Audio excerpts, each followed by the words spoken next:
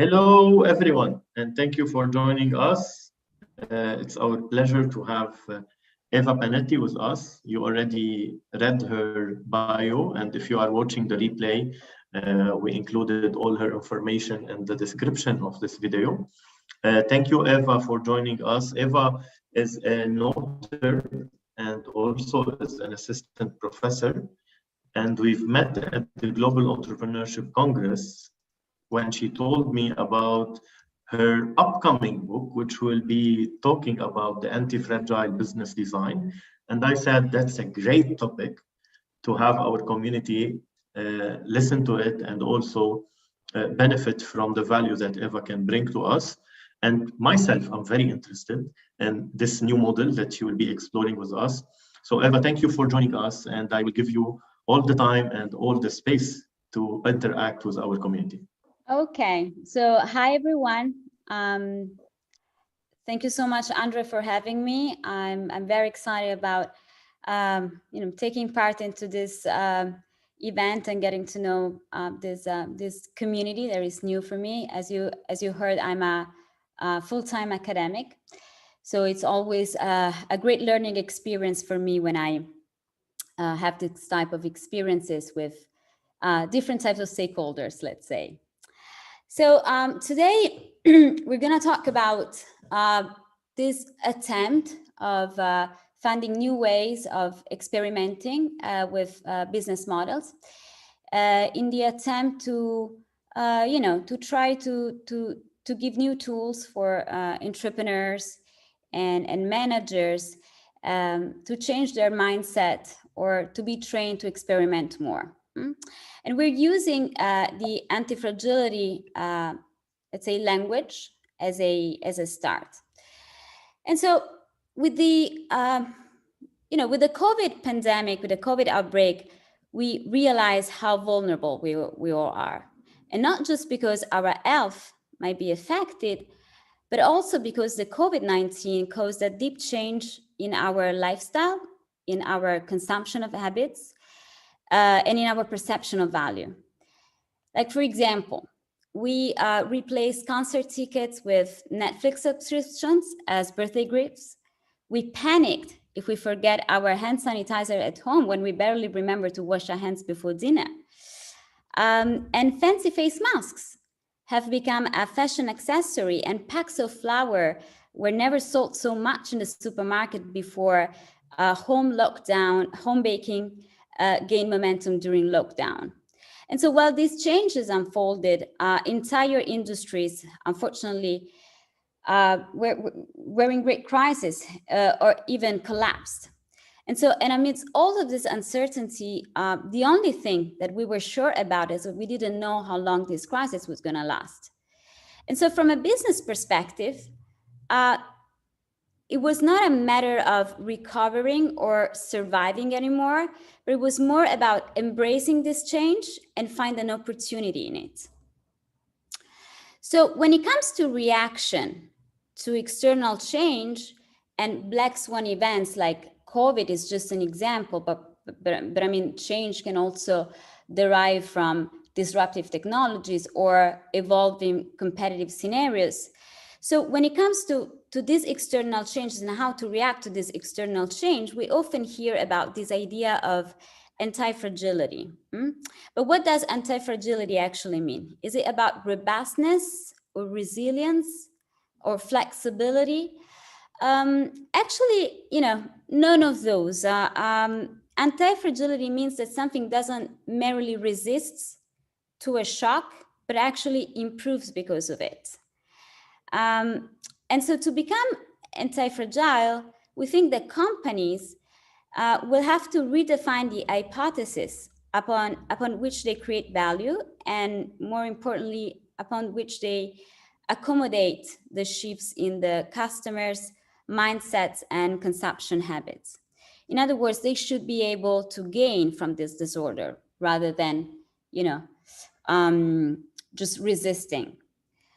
And unfortunately, this is not a straightforward process, but it's a process that requires experimentation. And we think that experimentation can done by transforming a few building blocks in the business model, like, questioning the nature of the business models. In other words, rethinking the hypothesis for us to create value. And this is, once again, something that can be trained and that requires, once again, an experimental approach. So on this basis, what we did was to deepen this concept of anti-fragility and started to think about a creativity thinking tool that we call the Antifragile business design, that has the goal to train managers, entrepreneurs, or even students to enhance their skills for transforming the business model logic and eventually reinvent the future of their companies. And so first, we start from the assumptions that every business model logic can be broken down into 5 main elements that define how value is created. Namely, meaning, experiential performance, roles, resources, and value equation. And we will have a look at these elements in a little bit more detail in a minute. And then we think that each of these elements can be, that experimentation process that eventually leads businesses to become more anti-fragile can start by the single transformation of each of these elements. And so we illustrate a few transformational practices that are associated to each of these elements, of these building blocks of the logic of how a business model creates value.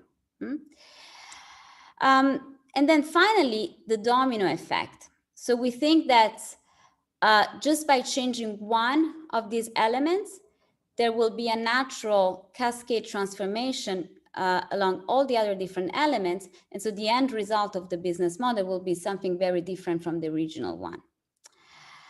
So I apologize in advance if today is going to be just like a brief review of the framework, because each element would require maybe a 2 hours workshop and some extra time, especially to learn how to use the framework.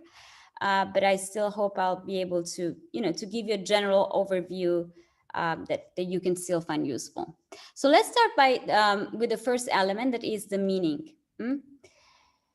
The meaning defines the reason why people love a certain product or service.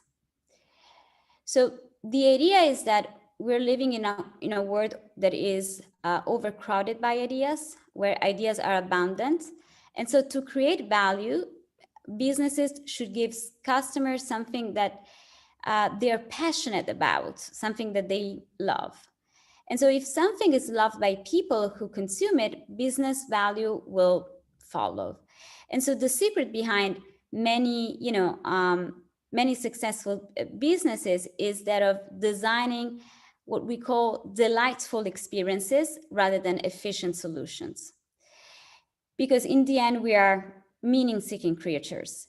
And so the reason why we're induced to buy a product over another with similar characteristics goes far beyond the mere functionality that certain products embed. And so in a world overcrowded by ideas, real value, we think that comes from what is meaningful, which is nowadays necessary to make a difference. So let's think about Moleskine. I don't know if you know this brand. In Italy, it's pretty popular. It's a brand of essential smooth cover notebooks. And so with their iconic black Carnet, the black notebook, the Italian notebook manufacturer has more than tripled its sales in the last 7 years, which is an outstanding result if we consider the spread diffusion of digital devices and the wide availability of cheaper alternatives in the stationary market. And so the Moleskine phenomenon is largely explained by the company's ability to sell an extremely ordinary product as an object of desire or even a lifestyle tool. What they did was imbuing the meaning of Moleskine with a very fascinating storytelling about how artists like Picasso, Hemingway, or Van Gogh used to sketch and draft their masterpieces on the classic black notebook. And so this gave a unique meaning to the experience provided by the product.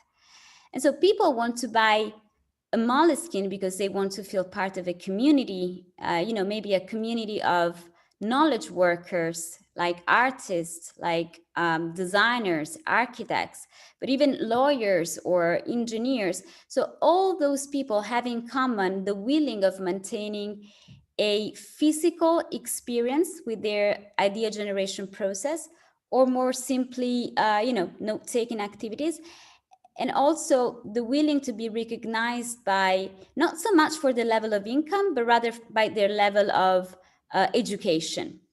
And so this is how Moleskine has nurtured a new direction and provided a notebook with a new meaning. And so defining the meaning means identifying the reason why people love, are passionate about a product. But there is also a second issue, and this is the relevance of the product or service in the people's consumption system. In other words, what we need to understand at this stage is how the experience fits into the consumption, in the set of consumption activities of the potential user. Because a product or a service consumption process is generally not an isolated one. And in most cases, a product is used in association with other products or services. Like, for example, you could buy an expensive set of luxury chopsticks because you're a huge fan of sushi, right? Or because you're, I don't know, a kitchen enthusiast with a thing for the Japanese culture. And so the fondness for Asian lifestyle may significantly emphasize the role played by a certain experience in the user consumption system. Now, to define the meaning, you can break down this dimension into three main subdimensions. Like, you can define the end use to understand in which occasions and to what purpose the product is used. You can delimit the usage context, that is defining in association to which other experiences or within which other experiences the product, the service is used. And then finally, you can unveil the symbolic significance, that is understanding which values and which feelings of the product or service are evoked from the customer's perspective. And so the combination of the end use, the usage context, and the symbolic significance is what ultimately define the meaning of a specific experience, of a specific product or service. And now let's move to the transformational practice related to meaning. So in other words, how can we transform the meaning? How can we rethink the meaning? And this is a practice that we call shaping. So to put it simply, in simple words, shaping the meaning means transforming the current reason why people love a certain product or service into a new reason why. And, a way to experiment with new reasons why people should buy your product could be done by just changing one of those three subdimensions that we have defined before. Like, for example, you could repurpose it and use, or you can move the usage content, or finally, you could just change the symbolic significance. So these are just practices, exercises for experimenting with, what if scenarios. What if I change the usage context of my product? What if I change the final purpose? So let's have a look at a few examples to make this a little bit clear. Like, for example, shaping the meaning by repurposing the end use. Think about Yankee Candle. So the US-based company that is famous for the world's best loved candle. And so Yankee Candle has more than 500 company-owned retail stores worldwide, and it has been one of the world's best known and best selling brands in the candle business for the last 45 years, more or less. And so what is so special about Yankee Candle? So the main reason behind Yankee Candle's success was primarily this ability to to convey, to give a new meaning and use to a product of large consumptions, that, like the traditional candle, that was in a declining stage of its life cycle.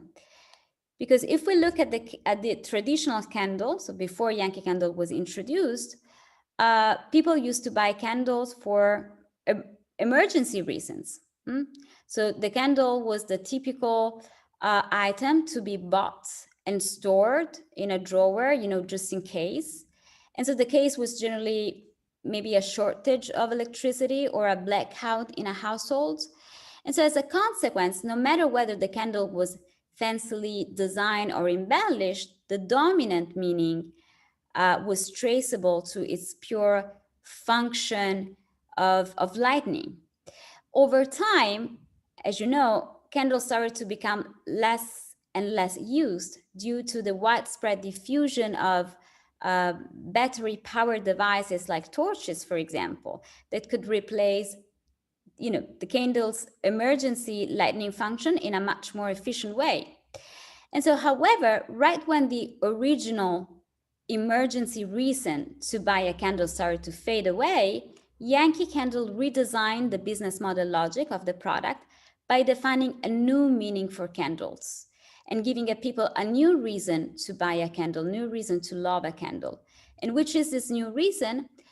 I mean, with over 150 fragrances and different shapes and scents and colors and designs, Yankee Candle established itself as a one of the most popular brands in the world in its market niche. And so by just repurposing the meaning and use from an item used for lighting to an item used to create an atmosphere, a completely new business model was created. Then the second thing you can do to reshape the meaning, to shape the meaning and to find a new reason to love a product or service is by moving the usage context. And moving the usage context means changing the current circumstances in which a given item or a service is typically used by customers. So here we have the example of North Face. That is the popular sportswear brand, which was started in the late 60s as a climbing equipment retail store in North Beach, San Francisco. And so for years, the brand was targeting a niche market of adventurers by providing high quality rock climbing and camping equipment. For example, their iconic coat, the Gore-Tex jacket and the Mountain Light jacket, were originally designed for extreme sports like extreme ski wear, to the extent that the brand was asked to design exclusive polar clothing for the international trans-Antarctica expeditions in the 90s. And so for decades, the brand had a clear understanding of the meaning usage context of their products. And so people would associate North Face products to exploration, to adventure and extreme outdoor activities. However, as you probably know, after a period of corporate crisis, the company changed its strategy by expanding its market beyond outdoor enthusiasts. And since 2000s, the North Face started to be regarded as a streetwear style brand, especially thanks to the rise of the athleisure trend. That is, the athletic apparel that people can wear in non-sport settings, in non-athletic settings. And so the North Face as a consequence, launched in the last years a number of capsule collections in collaborations with high-end brands, like, for example, Gucci, as you can see in this picture.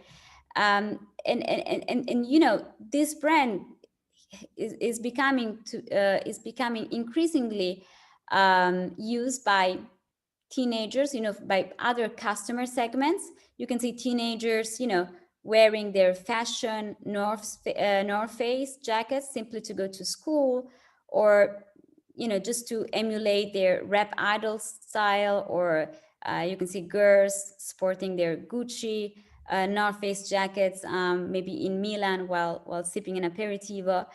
And so the meaning of the brand in this case has been shaped by just changing the meaning usage context from a product used in exploration, adventures, and outdoor activities to a product line used in casual and social occasions. Then, as a third option to shape and rethink the meaning, you could change the symbolic significance assigned by customers to a certain product or service by, just changing the feelings and the emotions that a certain offering evoke from the customer's perceptions. Like, for example, let's take Facebook. So originally, the platform was conceived as a way to find long lost friends from college, and you know, was used as a way to catch up. And so the symbolic significance, the original symbolic significance, was associated to evoking the good old times and feeling, you know, the comfort of still being part of a community of people despite physical distance or different lifestyles. And then, so the initial concept behind Facebook was that of an instant messaging system, meeting the people's need of interaction and networking. So the initial platform, I don't know if you remember, but the initial platform, the Facebook, launched in 2004, gave the user just the possibility to have a personal profile, to upload a photo, share his interests, his or her interests, and connect with other people. That's it. But after a while, with the introduction of likes, of comments, of pokes functions, the users were pushed to share more details about their personal lifestyles, from their pet's birthday to picture of their weekend at the beach. And so many people started to develop a psychological addiction to the likes, to the content expressed by, to the comments expressed by their communities. And so they were pushed to post more instead of messaging. And so since then, the platform started to have a different symbolic meaning to people, from a tool to connect with other people to a tool for finding, social acceptance or even self-approval.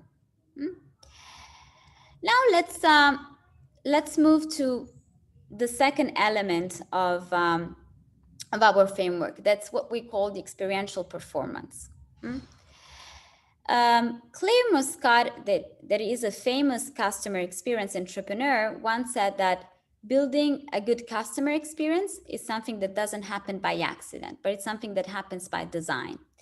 And so the experiential performance refers to the identification of which are the relevant aspects of the customer experience. Like, think about Starbucks, for example. So the world-renowned coffee shop chain that with more than 20,000 locations all around the world has become a leader in the coffee retail industry. And so, as we all know, Starbucks' customer experience, is not just about serving coffee, right? So besides the quality of the coffee, the company has historically focused on other experiential factors, let's say, like the atmosphere, the customer service, the food and the drink selection. So Starbucks' focus on certain aspects of customer experience is basically rooted in a redesign of the experience of the coffee shop itself, like from a place to buy a cup of coffee to a place to spend time in different ways while sipping a cup of coffee. So by leveraging on, you know, on aspects of like the location, um, for example, the music, the free Wi-Fi, Starbucks was able to create a friendly and a comfortable environment where customers could work, have you know, business meetings, lounge with friends, or maybe just read a book. So this in turn changed the mindset of coffee customers all around the world to the idea of the coffee shop as a third place. That is a place outside of home or the workplace environment where customers can gather, can connect, and can conduct their daily activities, and where the coffee is just incidental. So if the first issue to define the experiential performance relates to identify which are the relevant aspects of the customer experience, the second issue pertains to the prioritization of these aspects.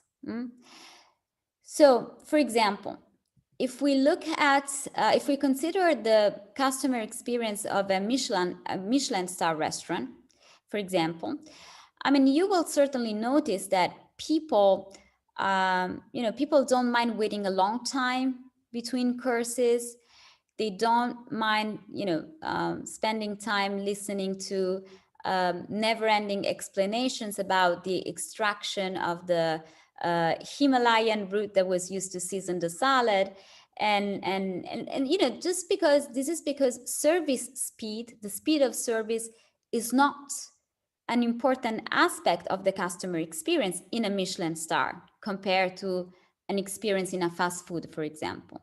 And so this type of service might prioritize other types of customer experience aspects, such as, for example, an Instagram-worthy plating, so that the customers can share their fancy experience in a Michelin star restaurant on social media in real time.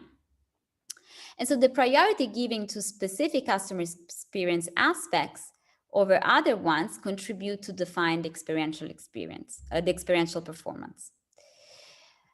So to analyze and design the experiential performance, you can, once again, use a very basic analytical tool that breaks down the experiential performance in 3 easy steps. So like first, you list the experiential building blocks, which are the different options, the different opportunities that are associated with the customer experience. Then you qualify each experiential building block. That is the definition of the quality of the experience. And then you find the experiential benchmark. In other words, you try to understand how your performance, your experience brings more or less value compared to other similar offerings. And so the combination of the experiential building blocks with the corresponding experiential quality and the experiential benchmark is what defines the experiential performance. So unfortunately, I don't have time to go into too much detail of this specific element because it's a little bit too articulated for the time that we have. But let's say that in order to transform the experiential performance, we can simply emphasize or de-emphasize certain aspects of the customer experience. And this is the practice that we call stretching, stretching the performance. So by emphasizing or de-emphasizing certain aspects of the customer experience with specific regard to the quality and the options that you have as a customer, it is possible to trigger a transformation of the whole business model logic. Just let me give you a very, I'm sorry, I have a video to share. A very interesting example about how Starbucks has renewed its business model with a new format there is called the Starbucks Reserve Roastery that happened when Starbucks decided to compete also in the high-end coffee market starting from 2010, I guess. And so the company started the Starbucks Reserve Roastery program to sell small batch Arabica coffee, either online or in a small number of retail locations. And so given the success of the sales of high quality products, the company started to open its first reserve locations, which are locations that are meant to offer a completely different experience to their customers compared to the experience of regular Starbucks that we all used to. And so the first Starbucks roastery opened in Seattle in 2018, followed by other locations like in Washington, including one in Milan, in Italy, where it made more sense, since in Italy, the coffee tradition is very strong. It made no sense for Starbucks to bring something like the regular format, so they had to come with something with a completely different experience from the coffee shop as it is in its regular format. And so I'm going to show you this video just to have probably you know already, but just to have an insight about how the experience is like.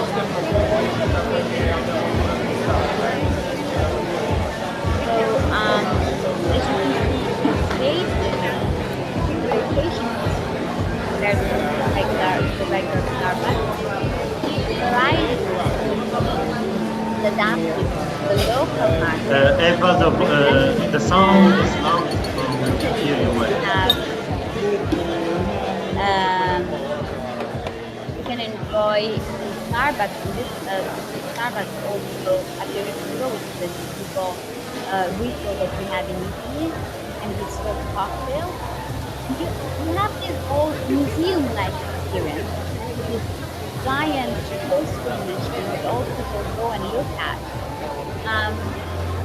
You can see how completely different the experience is.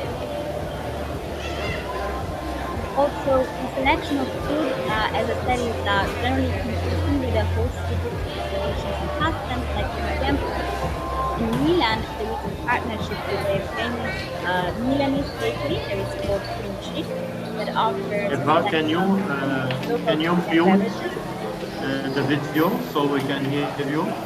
Oh yeah. Okay, I think this is enough. So it was. Yeah, we couldn't hear you well because the sound was very loud from the video. I'm sorry about that. I was saying that, as you can see, the experience here is completely different from the regular Starbucks.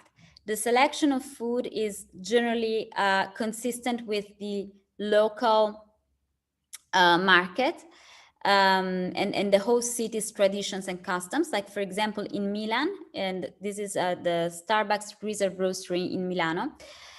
For example, there is a partnership between Starbucks and the Milanese bakery Princi. So you can eat like typical food and beverages from Milano, and also you can experience a typical Italian aperitivo. Also, the staff is trained to educate the customers about the origins and the compositions of their orders, of the coffee that they're ordering.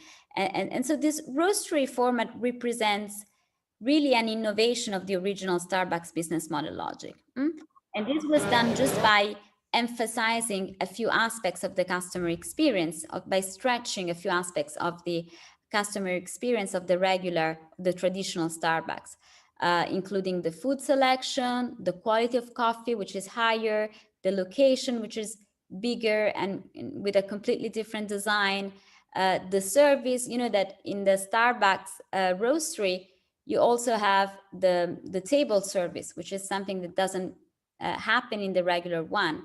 And while other aspects, like, for example, the comfort or the building of a working friendly environment, were de-emphasized, were considered less important in this new format. Now let's move to the other role. So before I move on, if there is someone with any questions, I don't have a view on people's. I can see, yeah, I can see the chat. So if anyone has a question, you can write it in the chat box, because we Okay. disabled the unmute button because Yeah. of So I'm having this very weird experience, which is just in my screen, and I'm not and if you want, Eva, we can if you want, we can continue until we have some questions.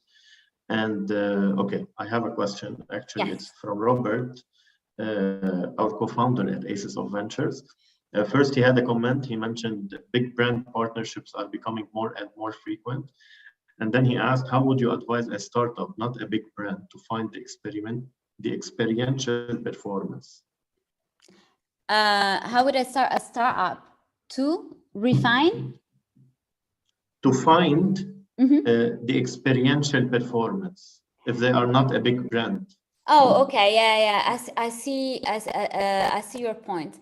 I think that it's once again, as I said, it's really about focusing on the type of service or the product that you are delivering, and try to.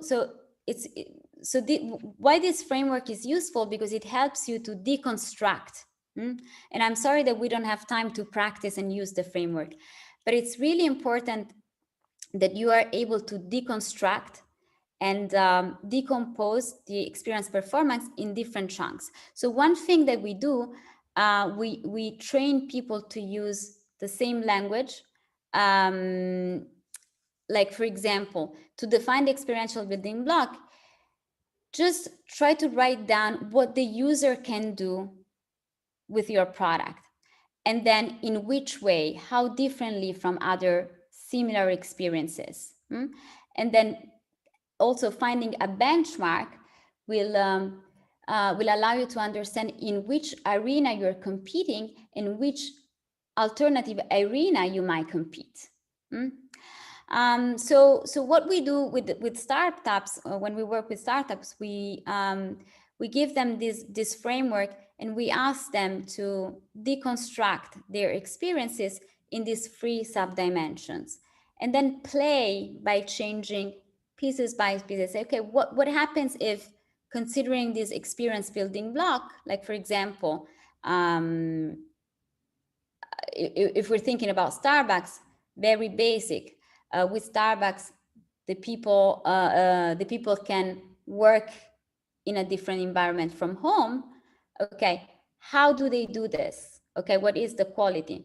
In a more, I don't know, in a more comfortable way, compared to where? Compared to an office.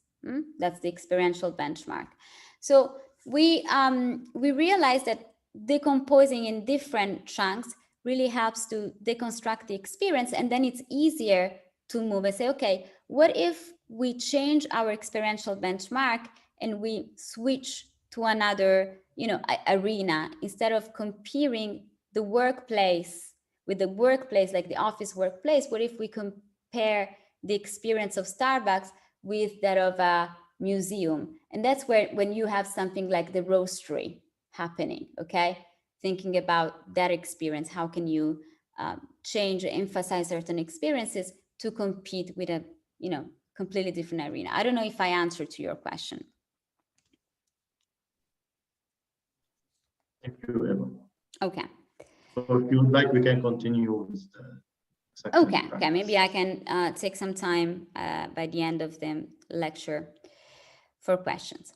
So now we move to the 4th element, that is the 3rd element, that is the roles. And when we talk about the roles, we're talking about the definition of the key activities that create value, meaning those processes, those tasks, those activities that are difficult to imitate, and that customers identify with your product or service. And so this is something that we are used to see in very popular frameworks like the business model canvas. Now, key activities can span production, problem solving, platform management. So depending on the overall business model of the company, including its market, its customer segments, its value proposition, and so on. So from our perspective, a key activity is one that is relevant for the value creation process.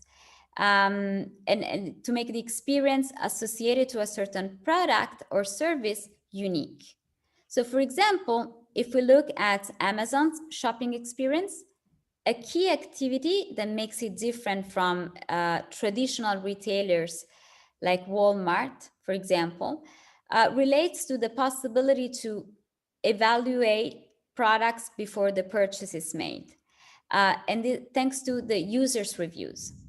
And so what happens is when you go to giant in-store cosmetics shelves, can make a shopping experience quite overwhelming, especially if you're just looking for a hand moisturizing. You don't know what to choose because the choice is too wide.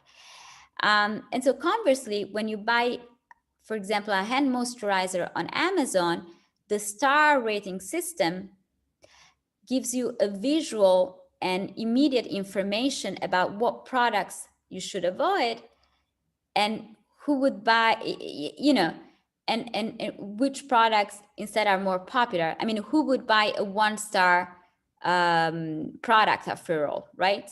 And so the peak of the most rated products can be assisted by customers' reviews, which are in many cases very accurate and detailed. And so therefore, the activity of collecting and displaying feedback data, in this case, turns out to be a key activity in the Amazon business model, as it helps differentiating its experience from competitors, like including, offline retailers. Then the second issue that we want to define when we talk about the roles is the nature of the actors that are responsible for these activities. So first, we identify which are the key activities. Secondly, we identify who is responsible for these activities. It's the flow of key activities that underpin a value creation process is not always entirely controlled by the company itself. As we have seen in the case of Amazon, a very key activity like the products reviews is controlled by customers in the end. And also, the whole self-service revolution in the retail industry provide many examples of how some of the most relevant key activities for value creation are left to the customers, to the users, instead of falling under the direct responsibility of the company itself. Like, think about IKEA, for example. So IKEA has revolutionized the traditional business model logic of furniture retailing business. I think that we all, at least once in our life, held an IKEA Allen key, whether it was while fighting with the instruction booklet of a mom drawer, or while arguing with our friend or our partner over the best combination of the Kallax shelves. So the point is that we all have felt like partial employees of IKEA while being busy with the activities of picking, transporting, assembling, pieces of furniture after, a pilgrimage at the Blue Mecca, as they call it, the IKEA. And so in doing so, IKEA has put the customer at the center of the product realization process by assigning specific roles in the flow of activities of its value chain. And after all, the IKEA slogan, "Leave unboring," is quite anticipatory of the loads of work that the customer will be giving. So, and of course, there is also a sense of satisfaction, like by saying, "I made this," which is also, part of the experience. But you can say, you can see how very important value creation activities are in the end ultimately left to the customer. So we see a very independent customer and busy customer who's assigned several roles in the company, value creation activities like choosing the products, picking the products from the warehouse, bringing the products to, for pay them, and transporting instead of having the products delivered, and ultimately, even assembly. So conversely, what happens in a traditional furniture retailing shop is that the customer is only in charge of, choosing the products that he likes and waiting for them to be delivered. And so therefore, you can see how just designing, just by changing the role of the nature of the actors that are responsible for certain activities, you are confronted with a brand new model. And so to define the roles, it is important to do essentially two things. First, map the flow of key activities. And then secondly, understand who is responsible for them. So you identify the flow of activities to understand which activities are relevant and in which order they are. We made a very basic classification of activities in on stage, which are those activities that are visible to the customers during the delivery of the service or the product and that create value. Like, for example, a waiter serving at the table in the case of a restaurant. And then we have backstage activities that are all those activities that are not visible to the customer during the delivery of the service or the product, but they create value.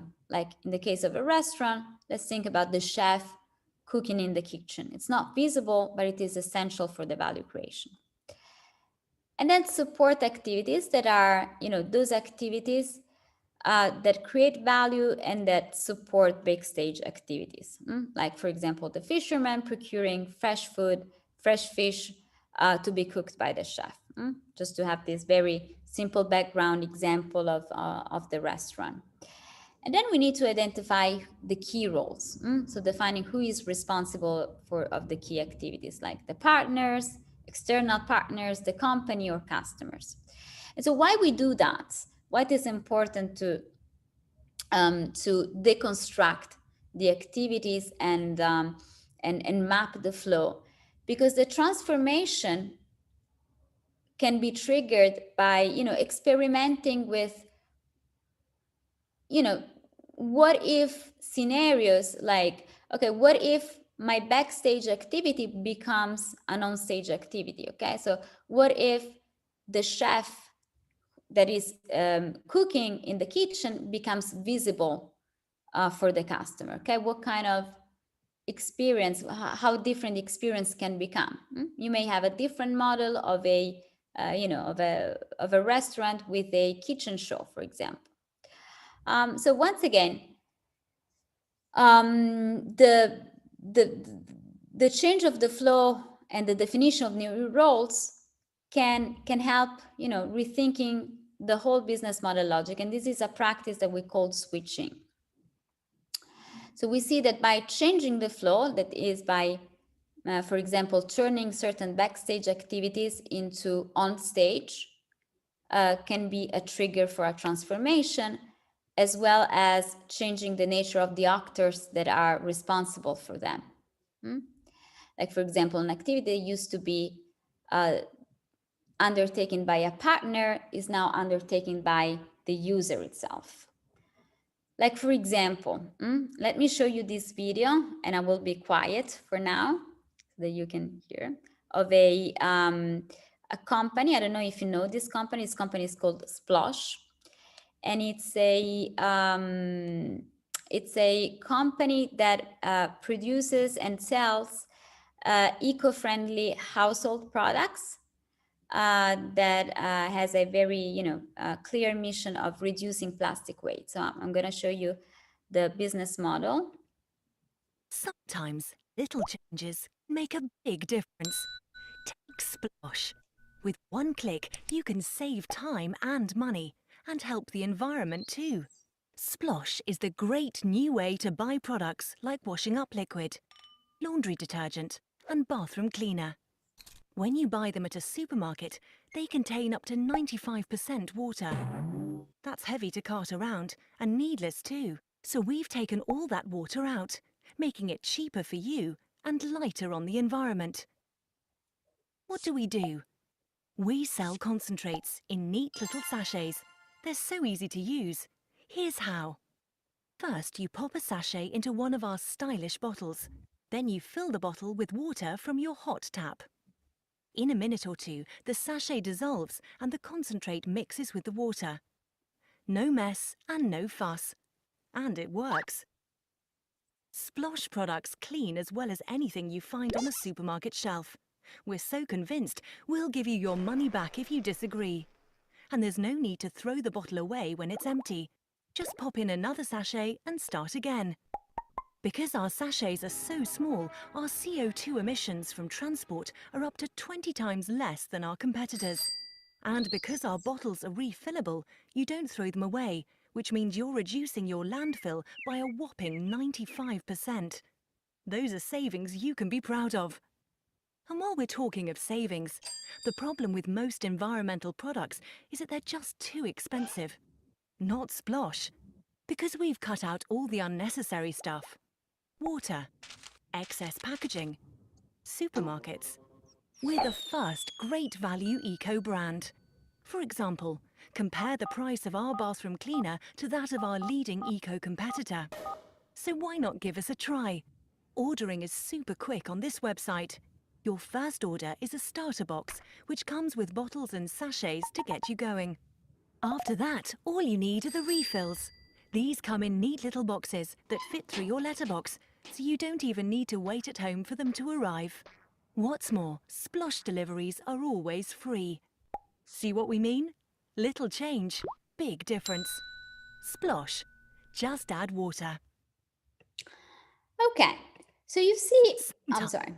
So you see how this company that it's basically it's an e-commerce service that allows people to buy refillable household cleaning and personal care products instead of buying new bottles filled with products on a weekly basis. So when the customer, so the interesting thing about this business model is that when the customer first signs up to this for the service, he purchases a one-off starter box, which contains a range of simply designed bottles and pouches of concentrated liquid that the customer has to dilute with tap water according to the instructions, and then it can be turned into a usable product like a detergent, washing up liquid, shower gel, whatever. And so when the product is finished, new sachets of concentrated liquid are mailed to the customer to refill the bottles. And moreover, once the pouches have been used up, the customer can return them to the company that will recycle them.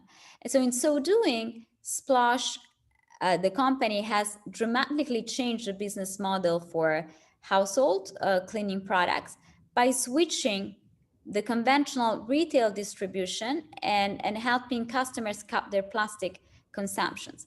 And what is interesting is that the company has done this just by switching the roles. So certain roles that used to be, in the traditional business model performed by the company itself, now are under the responsibility of the customers, like refilling the bottle or sending pouches for recycling.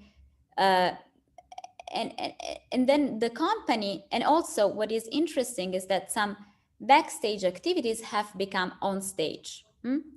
Like once again, the product realization in a way. Other activities have become key, like for example, the packaging design, because one thing that probably is not evident from the video is that those products are shipped every week automatically to the customers to the customer's place, and they are, the packaging is designed to fit in a letterbox. So the packaging designs comes to be a crucial key activity that, I don't know, maybe in this case is undertaken by a partner, but it's a support activity of crucial importance. Now we move to the fourth element, which is the resource. And I mean, from a business perspective, a resource can be anything or anyone that a company needs to do what it does, that is to function, to excel, or to flourish. And so, for example, so resources, as you probably know, can be of different types. Key resources can be of different types. Like, for example, large retailers as Amazon or Walmart heavily rely on physical resources to be competitive, like logistics facilities, distribution networks.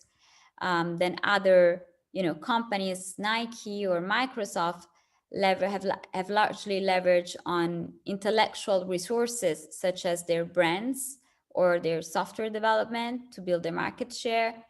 Human resources are essential for example, companies operating in the biopharmaceutical industry, in the drug development industry. Like, you want to make sure that you hire the most talented scientists, researchers for new discoveries, or even aggressive salesmen for the placement of the products in the healthcare public system. And then, of course, can be financial. Some key resources can be financial. Like, for example, in the case of Ericsson, the telecom company used to borrow funds from the capital market to provide vendor financing in order to, to gain customers from over its competitors. So the first issue here is to define which are the key resources, so which are the resources that are essential to make your product, your experience, unique. The second issue is to understand, and this is very similar to what we have seen so far with the roles, to understand who are the actors that control this resource. Again, that control these resources. Once again, some resources can be controlled by external partners, or by the company itself, or by even users. Like, for example, the sharing economies provide a lot of examples of companies that leverage on resources that are, that are controlled and owned by users. Like, for example, in the case of Uber with the cars, or Airbnb with apartments, houses, or neighbors, for example. So what we usually do when we have to define resources, the first thing we do, we place the resources in columns corresponding to the actors that are in their control. So the first question that we want to ask ourselves is, which are the resources that are relevant for value creation, and who are the actors in control? And why this is important? Because once again, by identifying the key resources and the actors, we can play by changing the responsibilities and see what happens. And this is what we call the sharing practice. That is the modification of resources, of the set of key resources, and their control regime. In other words, the control regime stands for the distribution of resources among different kinds of actors. And so sharing the resources is something that can be done by outsourcing certain resources to external partners, or insourcing resources from other actors. Let me just give you a few examples. Like in the case, for example, of crowdfunding platforms. So crowdfunding platforms are a great example of how the transformation of the traditional investment model was made possible just by outsourcing one of the most important resources for the business model, that is the money. And that, that resource was outsourced to to customers that could participate in the funding process in exchange, maybe just of a reward or sample of the product. I mean, depending on the once again the business model of the crowdfunding platform. So in alternative, you can in-source, which means that resources that used to be contracted out from the company, from external partners, now are brought back in the business models. Like in the case of Amazon. Amazon is one of the, is that successful because it never stopped. He never rested on his laurels. And like, for example, what happened with Amazon logistics was this tendency of Amazon to start endowing itself with a fleet of trucks, of cargo planes, and to reduce its dependency from shipping companies, and to manage the logistics, to try to manage the logistics more independently. And they have the goal to manage the logistics almost entirely, and to have to reach a business model similar to the same day deliver model, in which they're able to deliver their products in the same day. And this is something, this is a I mean, it hasn't happened yet, but it's likely that it's going to happen soon. This is one of those business model innovation that is induced just by, the change of the resource regime. In this case, the transfer is from partners to the companies, and the identification of some key resources that before were not so key. Okay. Does anybody have a question? Because maybe I'm going a little bit too fast. Okay. I guess it's a no.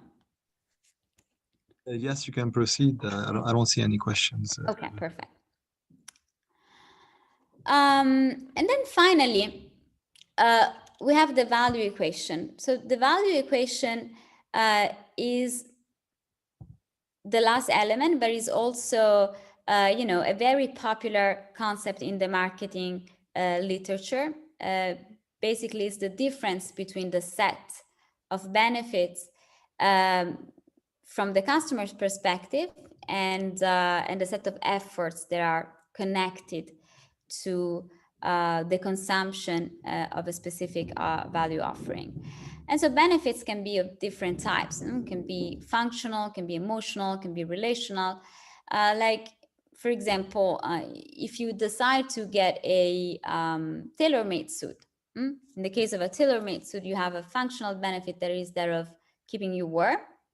It can also give you an emotional benefit, like giving you a James Bond attire, or boosting your self-confidence for a job interview. But it can also have some benefits that are related to your relational sphere. Like, for example, the idea that with that suit, you feel part of a, of a specific community of workers of the city. So some of the benefits are easily identified because they are tangible, especially those that are functional. But some other really relates to the emotional sphere of the customers, where they are a little bit harder to be detected. Then, of course, there are the set of efforts. They are not just the monetary efforts. Like, for example, in the same case, when you decide to get yourself a tailor-made suit, you also expect to pay a premium price that can give you you know, they can give you a more, let's say, so it's an additional effort. Or it can also be a time effort. Like, for example, a tailor-made suit, it requires more time to be manufactured compared to a pret-a-porter product. Or it can be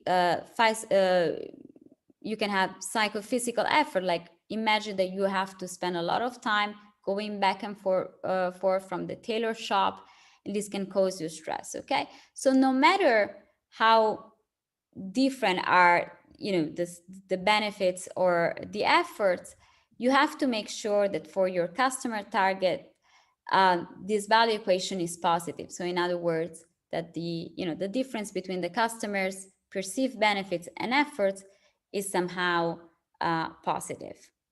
And so why do we pay attention to the definition of the singular benefits and efforts from the customer's perception? Because once again, just by moving, changing, focusing on the different you know, elements, you can trigger a transformation of the entire business model logic. In particular, this is what we call skipping, okay? That is redefining the value equation. This can be done basically in two ways. Either you can remove or add benefits or efforts, or you can reverse, okay? So some benefits, they used to be some efforts now become benefits, and vice versa. A typical example that I think is pretty interesting at this point is the transformation of the traditional boutique business model towards a fast fashion business model. Now, you know that the fast fashion, one of probably the most the first fast fashion models was Zara, that was brought in the 70s in the US from Spain. And so one of the main characteristic of this business model is that you basically have a new collection every 15 days. That's why it is called fast, because you always find something new. But it's not only that, it's also the idea that the fast fashion somehow copycats the style and the design of high-end brands, but is made accessible. And these, of course, are two great benefits in the value equation of the customers of the fast fashion. And this has been, this new business model has been triggered by the transformation of the value equation of a traditional boutique, in which the main characteristic was that of having access to a limited variety of products that was offset by the benefit of having a pre-selection of products, and also, you know, for example, the benefit of having a shop assistant that is typical of boutique is kind of offset by the absence of that assistance in the fast fashion retail stores. That somehow is seen also as a benefit, because it allows a much more independent and stress-free shopping experiences according to certain customer segments preferences. So as you can see, the fast fashion value equation turns out to be very different, but this change, this evolution, has been triggered by a few changes, let's say, in the traditional retail business model. And then it's been, has been evolving over time. Like, for example, right now, the fast fashion value equation has been enriched by the integrated online offline shopping experience, or for example, like the free return policy, that is the possibility to return stuff and get money back, while in the boutique, for example, you didn't have that. You have to stay committed to buy, to the purchases you made in the same shop, and so on. So this was just so all of these practices, the shaping, the stretching, the switching, or the skipping, are just ways to start an experimentation with your business model, and to see what happens. So the idea is just that by transforming, by operating a little transformation in the meaning, in the experience, in the roles, or in the value equation, you can trigger, a cascade transformation of all the other different elements of the business model. As you can see, like for example, in the case of the Splosh, the household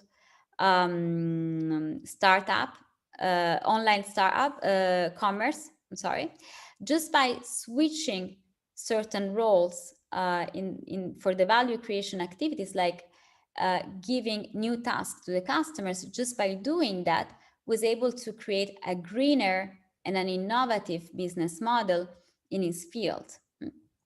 Or for example, if we look at, so what we have seen today was a review of very traditional, let's say, business models, like in the case of Uber or Airbnb, that just by sharing, starting by sharing resources, changing the resource regime, have brought a revolution in the business models of traditional industries, like in the taxi industry case, or in the hospitality industry as for Airbnb. So the important thing is that you can reiterate the transformation process as long as you want, until you don't find a business model that is actually, convincing and consistent. So the idea is really that of playing with these little building blocks and see what happens. If I change, if I stretch a few aspects of the experience performance, if I switch certain roles. And of course, this is something that it's easier to be done when you're a startup, because you have a more flexible structure, rather than incumbent firms, which are more, more rigid in embracing the change. And it's also not a case, the fact that most innovations come from, niche markets, from startup and non-incumbent firms. On the other hand, it's also true that sometimes we work better with consolidated companies that have more resources and more spaces for experimentation, and safer spaces for experimentation. So it really depends. I would like to stop sharing for a while the presentation, so that I can see you. Okay. And maybe interact a little bit with the audience, since we are not a lot of people, as you see. Yeah. Okay. So who is a startupper, may I ask? Okay, Julian. Can I ask you in which field? I can't hear you. You're on mute.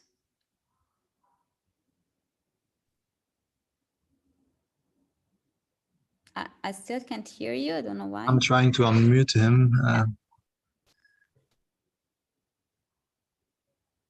It's not working. Okay, is it working now? Mm-hmm. I'm basically a designer, and I'm not sure if I'm a startup or not, because I've been doing freelance for 3 years now. So in a way, I'm a solo entrepreneur, if I want to say it. Okay. So you're a designer. You have your own company. I'm registered as a solo entrepreneur, actually. Okay. Yeah. Okay. So maybe we can since we have if there are no questions, we can start doing a little practice with with the frameworks and do some literal exercise? What do you think? And see what happens. So we can start by, for example, I'm gonna share you.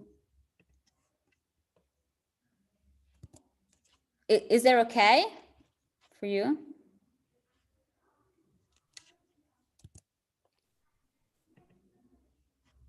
I can see a thing.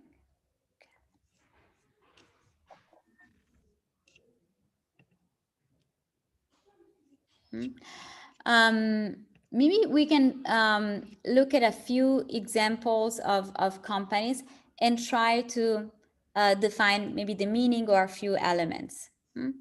Like, for example, let me just share the presentation. Just give me a few minutes. How would you define the meaning of Nespresso? You know Nespresso, the coffee making system? Just one second. I can't find.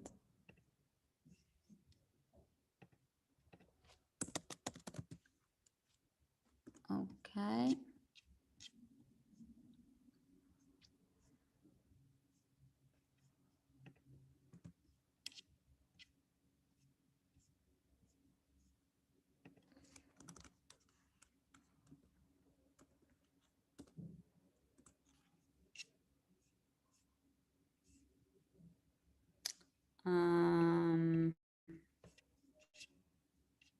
Let's take just a couple minutes break. I hope you don't mind, so that I. Julien, you were saying you have an auto entrepreneur because in Paris, that's how it works usually, right? Yeah. You're still on mute. So basically, I just moved to Paris. I'm registered in Lebanon, but I just moved to Paris. So I'm still working on my paper, but I'm in Paris as a student now. Okay. Nice. But you're all from Lebanon? I think most are, yes. Okay. Okay, great.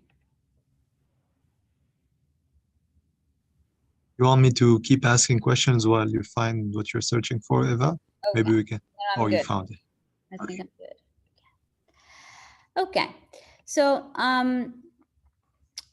maybe we can try to think together how to, let's start by the meaning, and let's try to define maybe together the Nespresso coffee making system meaning. I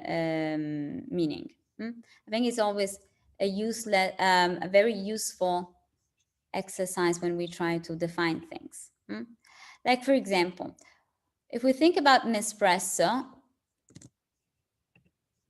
in which, okay, you guys all know Nespresso, right? Nespresso, what else? It's an Italian coffee making system. So when you think about in which occasions and to what purpose the experience is seen as relevant, is actually seen relevant in a number of different occasions. Like, so it's generally associated to, when you want to take a break, when you want to, maybe relax, or when you want to be more productive.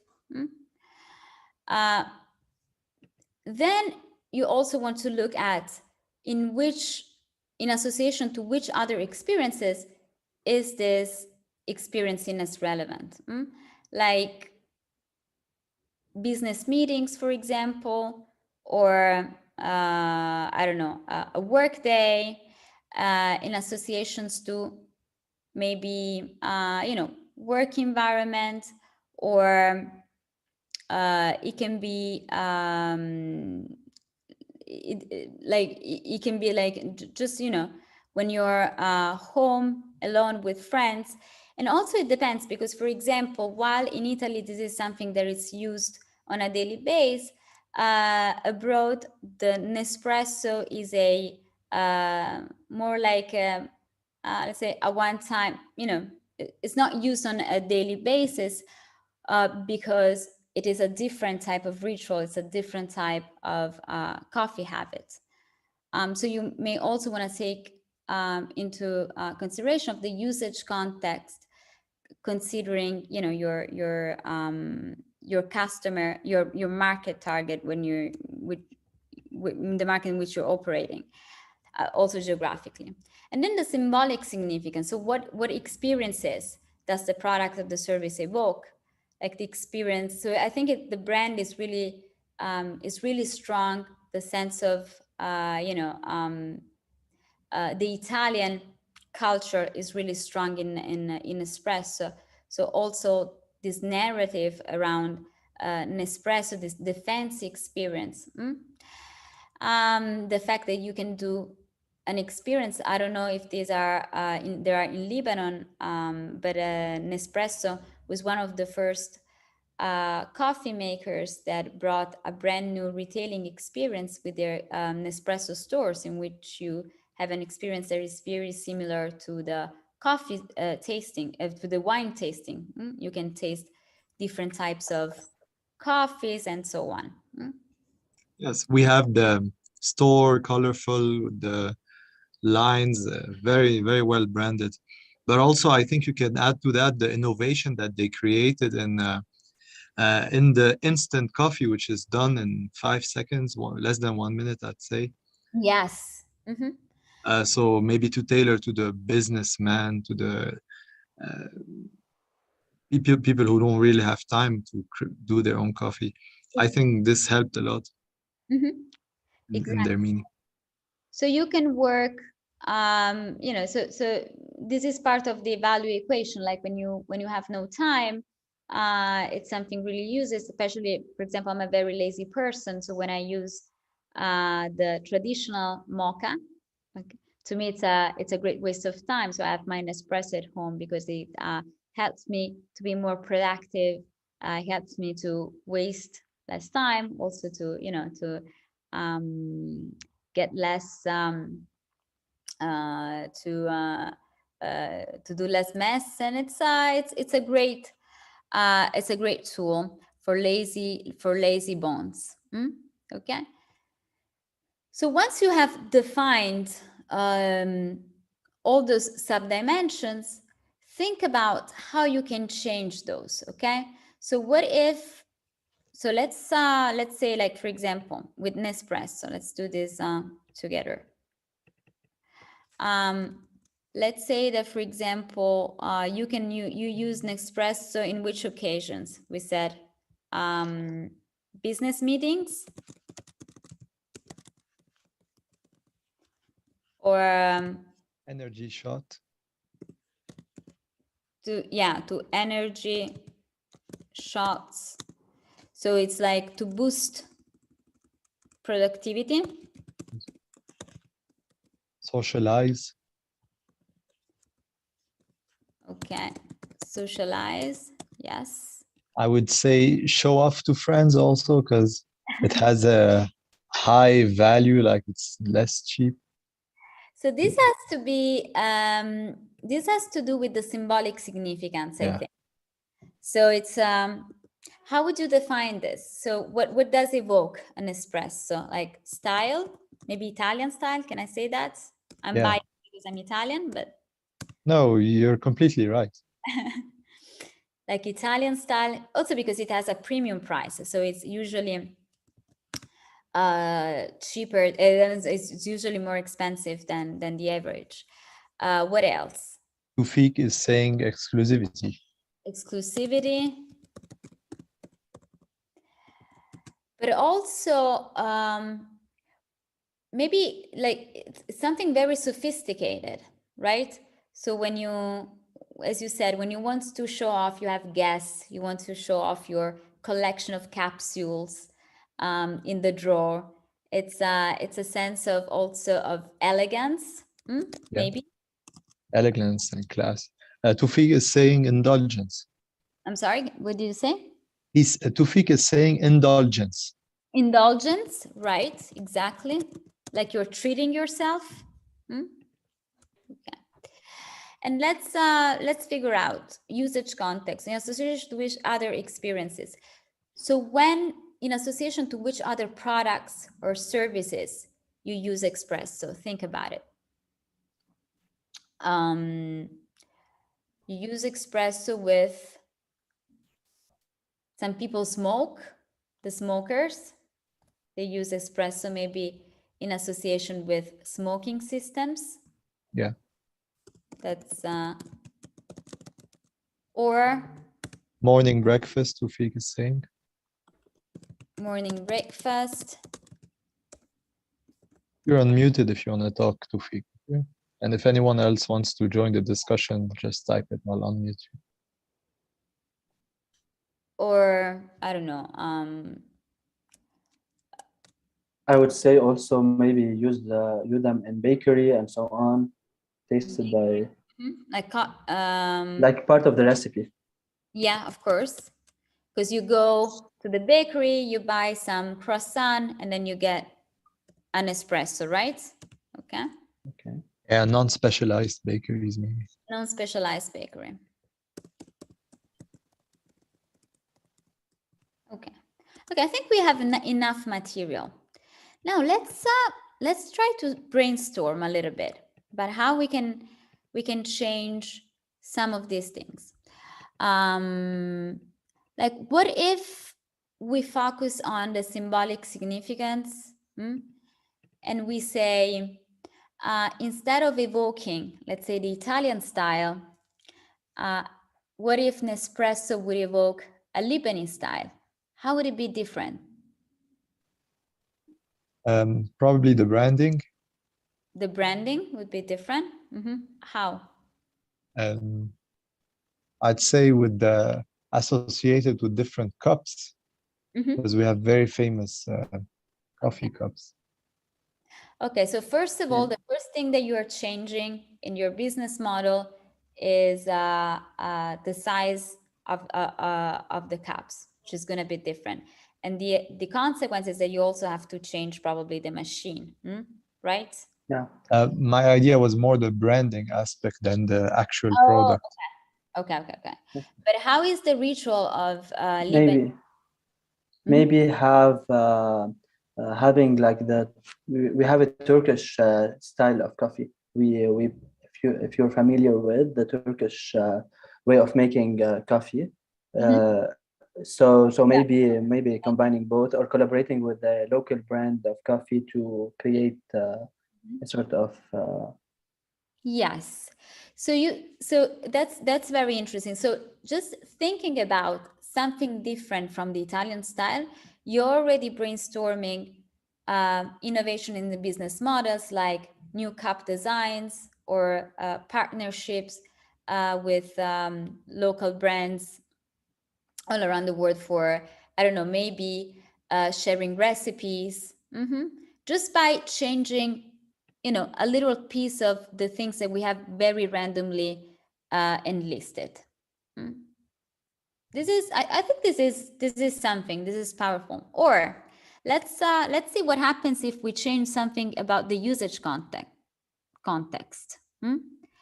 What if instead of drinking Nespresso in morning breakfast, we associate the Nespresso with a sport experience? Would go more of a gossip experience in Lebanon. Or a gossip experience, yeah. Gossip experience, okay. So maybe energy boost for after gym or before gym. So how the product would differ? The product would be very different. Like, think about an espresso power how do you say, like an Energate that tastes like coffee. It could be, right? Or energy bar that tastes like Nespresso. Very nice. A new line of bars. Of course, then you can ask yourself whether these things have a market or not, but you're triggering a process of experimentation, or you're triggering a process of transformation just by looking at little pieces of our meaning. Then we can also work, for example, with the key activities or the key resources. Let me see if I can find. Just stop sharing for a moment, that I can see your faces. It's interesting to look at the business from this side, not usually what businesses do, they start their business, then they try to shift the model. But if they just take 15 minutes to write these down and to talk about them with the co-founders or a few of their audience members, the direction would be so much clearer for everyone. Yeah, that's what we try to do. Like, for example, recently we had this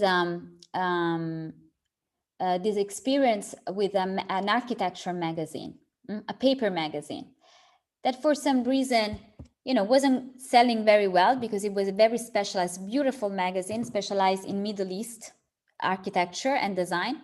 But for some reason, it wasn't going that well. And so we played a little bit with the frameworks. And of course, now what we have seen is just like the simplest framework, super easy.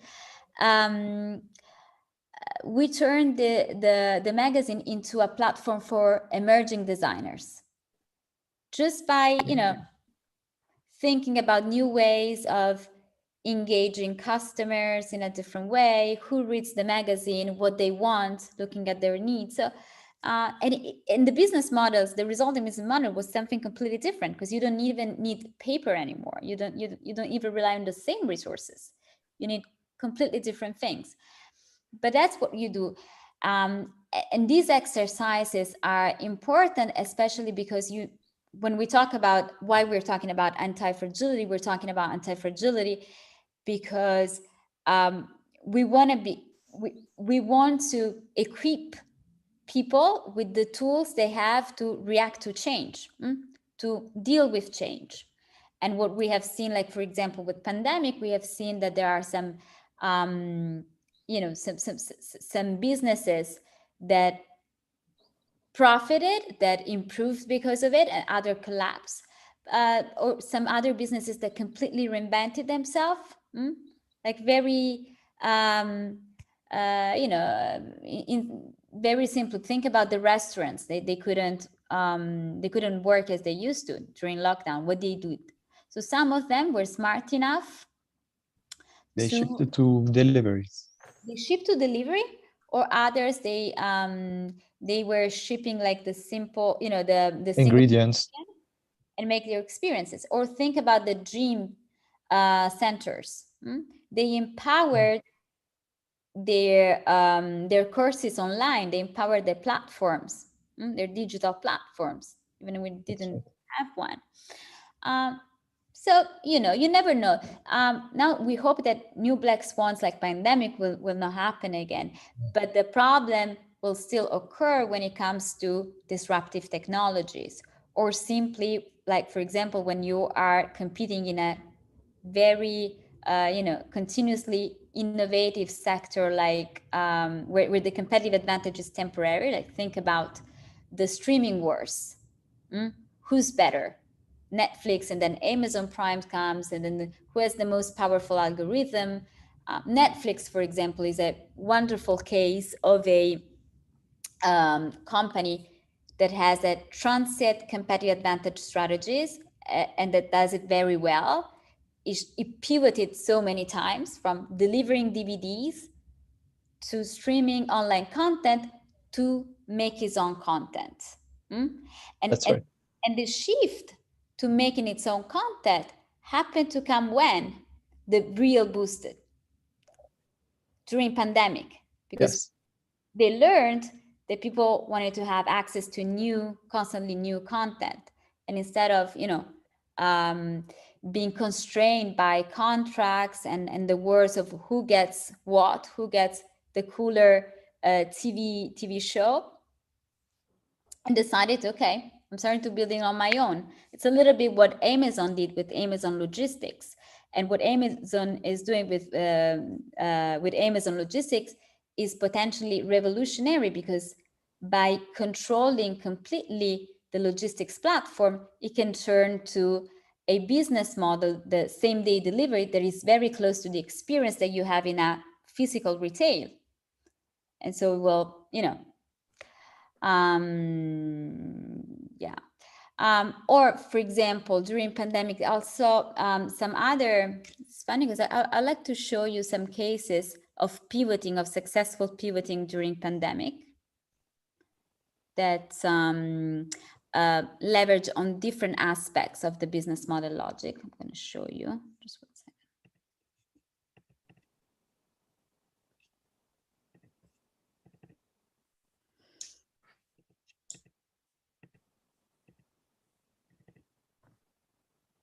I think it's kind of interesting. Can you see my screen? Oh, yeah, it's... No, not yet. Share it. Okay.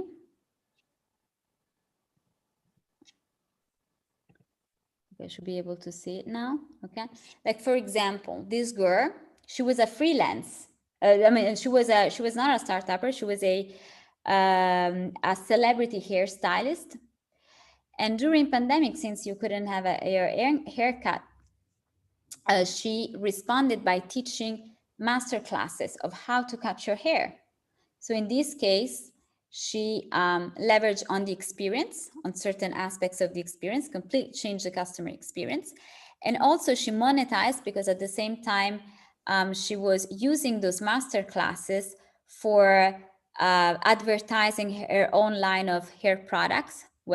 So she was not profiting from the master classes, but she was using as a platform for increasing the sales of those products. Or, for example, Spinco. I don't know if you know this. This is a studio of spinning. So during COVID, they not only started to host classes online because people couldn't go there, but they also rented out stationary bikes for 1 month. So they completely changed their revenue models. And this was done by, you know, acting on the resources of the business model logic. Or, for example, think about, once again, on the resources, the London Dry. I mean, this was something that has been done also by other startups. It's a UK distillery that dedicated its production towards creating mass volumes of hand sanitizer, for example. So they used a key resource, that was alcohol, to do something completely new. Or this restaurant, I mean, this is a trend that has been followed by many restaurants, actually. In this case, it was a Canadian restaurant that was starting to sell do-it-yourself pizza and pasta kits to recreate the restaurant experience at home during lockdown. And once again, they created this brand new model by leveraging on the experience. So in some way, they showed to be, you know, to be anti-fragile for these reasons, because they used the crisis, the shock, the stress events as an opportunity to change. And it's interesting also to see that some of these companies have kept the innovations that were introduced during the pandemic. Like, for example, another trend during the business, during the pandemic was switching towards a freemium model. So many businesses, including Zoom, for example, they started to use the freemium model to increase their market share. Like, for example, Zoom started to be used also from customers that were not familiar with technology, like, you know, old people. They were not familiar with the technology of call, but they were forced to, because they were isolated. And so by proposing a freemium model, so offering the product for free, the service for free for a limited time frame, they were able, you know, to educate also the part of population that they were not targeting in the first place. Do you see what I mean? And so during pandemic, a lot of those Zoom, as I said, they were trying to capture the orderly customers and also benefit from smart working. And as you can see, I mean, Zoom is something that we're not in the worst period for the pandemic, but we're still using Zoom to work. And smart working has been something that one of those habits that stayed. Similarly to online streaming entertainment. So one challenge now for example, for the theaters, the cinemas, is to compete with online streaming platforms that, some habits during the pandemic, I think they become embedded, and now it's hard, it's hard to go out, especially, during winter, when you can have access to all the new content simply by just laying on your couch, right? So, and that's why maybe the business models of offline live entertainment events should start doing this exercise. They should start redesign their business model and offering something different, and repurpose the way, redefine the way in which they are creating value. Mm-hmm. I think there's an interesting thing to mention about the Zoom strategy, is that the freemium option was a start to building their base, their customer base, and start pushing different communication products to a bigger customer audience, just like what Amazon did in their early stages, by selling books and music and building their customer base, and then pushing other products their way. Exactly. So the upselling is the ultimate goal. So exactly. I think that freemium has, there is a little bit of a trade-off, or a double goal. So when you decide to pivot to a freemium or to adopt a freemium model, either you want to increase your customer base because you have alternative sources of revenue like ads, or once again, you want to increase the rate of conversion from free customers to premium customers. Of course, you have to treat the two customer segments in a very different way. So the key issue is to design an experience that is different and is as valuable for two very different value propositions for the free ones and the premium ones. Otherwise, there is just no reason to the premium one, the premium.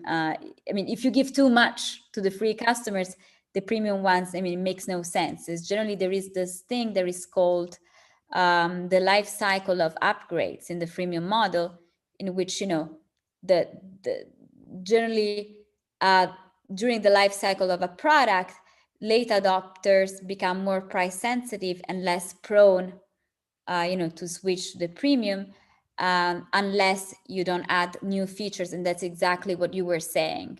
Like new features, just Zoom is doing that. For example, one of the most successful freemium business models in the last years was Spotify.